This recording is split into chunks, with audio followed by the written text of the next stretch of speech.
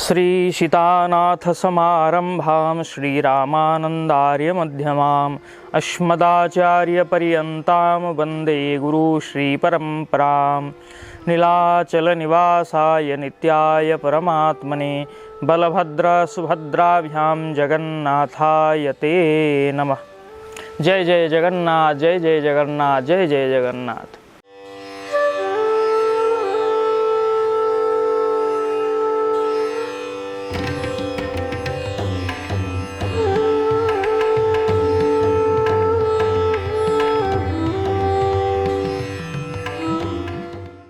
पिछले सत्र में हमने सुना कि देवर्षि नारद आकर के श्री इंद्रद्युम्न महाराज के राजभवन में रुके हैं और उनसे वार्तालाप कर रहे हैं। तो श्री देवर्षि नारद से जब इंद्रद्युम्न महाराज ने विष्णु भक्तों का यानी वैष्णवों का लक्षण, वैष्णवों का महात्म्य, विष्णु भक्ति का महात्म्य, श्री पुरुषोत्तम क्षेत्र का महात्म्य, इन सब का विवरण सुना तो अत्यंत प्रसन्न हो गए और उन्होंने मन में यह आशा पोषण किया कि देवर्षि नारद भगवान ब्रह्मा के, श्री हरि के अभिन्न स्वरूप भगवान ब्रह्मा और भगवान ब्रह्मा के पुत्र देवर्षि नारद जिसके मार्गदर्शक बन गए हैं, तो उसको श्री नीलाद्रिनाथ, नीलाचल नाथ, श्री जगन्नाथ महाप्रभु का दर्शन नहीं हो, ये तो हो ही नहीं सकता। तो मन में उन्होंने ठान लिया कि संपूर्ण परिवार वर्ग, कुटुंब और प्रजा वर्ग और पूरा देश सबको साथ लेकर मैं जाऊं और श्री पुरुषोत्तम क्षेत्र में निवास करूं और वहीं रह कर के नीलाद्रिनाथ की सेवा करूं। तो मन में ये भाव पोषण किया और देवर्षि नारद को व्यक्त किया और एक शुभ मुहूर्त, एक शुभ दिन उसका निर्णय किया जिस दिन वो प्रस्थान करेंगे।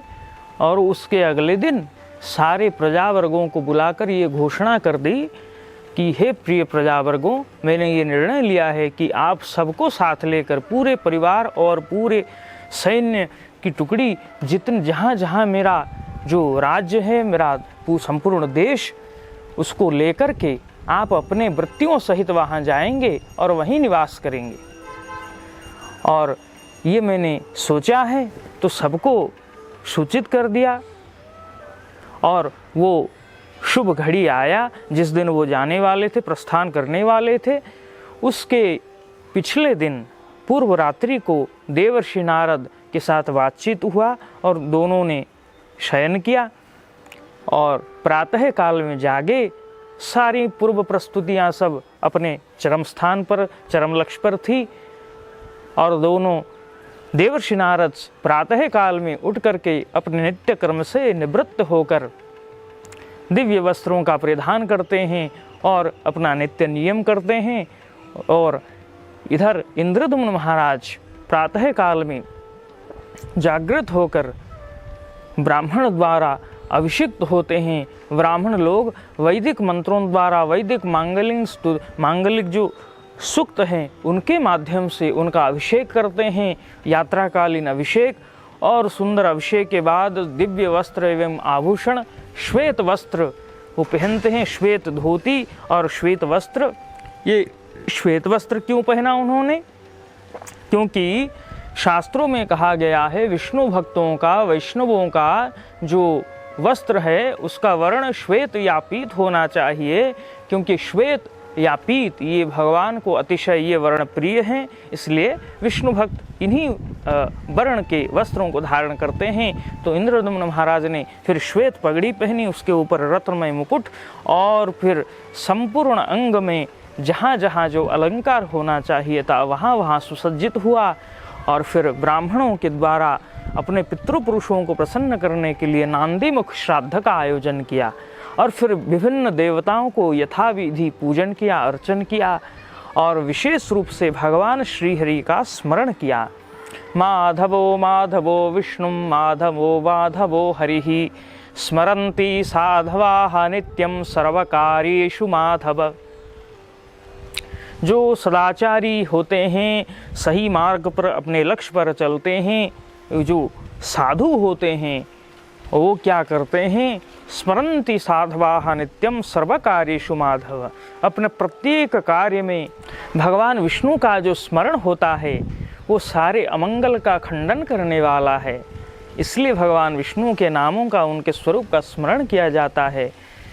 और श्रीमद् भागवत में श्री सुखदेव जी महाराज कहते हैं, तस्मात् भारत सर्वात्मा भगवान ईश्वरो हरिः श्रोत्रव्यः कीर्तितव्यश्च स्मर्तव्यश्च इच्छता अभयम्। तस्मात् भारत सर्वात्मा भगवान ईश्वरो हरिः, ये जो भगवान श्री हरि संपूर्ण जीवात्माओं के आत्मा हैं, सबके आत्मा हैं। और अगर कोई भय से मुक्ति पाना चाहता है तो श्रोतव्य, उनका जो यशोगान है वो बार बार सुनना चाहिए और गायन करना चाहिए और उनका स्मरण करना चाहिए। भगवान विष्णु का एक स्तोत्र है, उसमें कहा जा रहा है कि आप भिन्न भिन्न कार्यों में, भिन्न भिन्न क्षेत्रों में, जहाँ कहीं भी आप जा रहे हों तो किन किन स्वरूपों का भगवान विष्णु के स्मरण करना चाहिए। तो उसका मतलब सार यही है कि भिन्न भिन्न क्षेत्र में, भिन्न भिन्न कार्यों में जो अपने कुछ लक्ष्य साधे हों तो भगवान विष्णु का, श्रीहरि का स्मरण करके ही जाना चाहिए और हमेशा स्मरण करना चाहिए।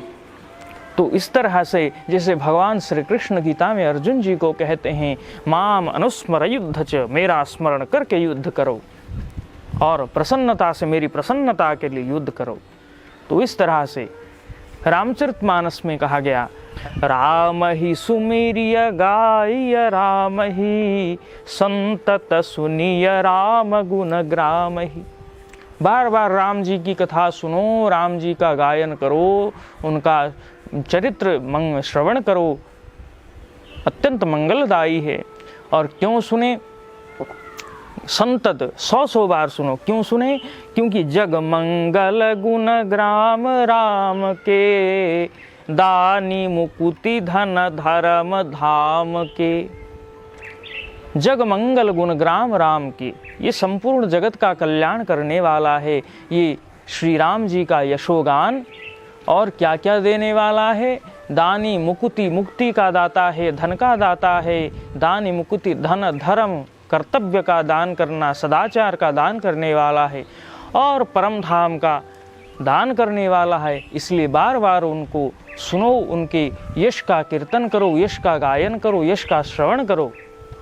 और श्री जो श्रवण भक्ति है नवधा भक्ति में, उसके आचार्य हैं श्री प्रहलाद महाराज। तो इस तरह से भगवान विष्णु का स्मरण करते हैं इंद्रद्युम्न महाराज। अपने यात्राकालीन जो समय है, यात्रा के लिए प्रस्थान करेंगे और फिर क्या होता है अगले सत्र में सुनेंगे। तब तक के लिए जय जय जगन्नाथ।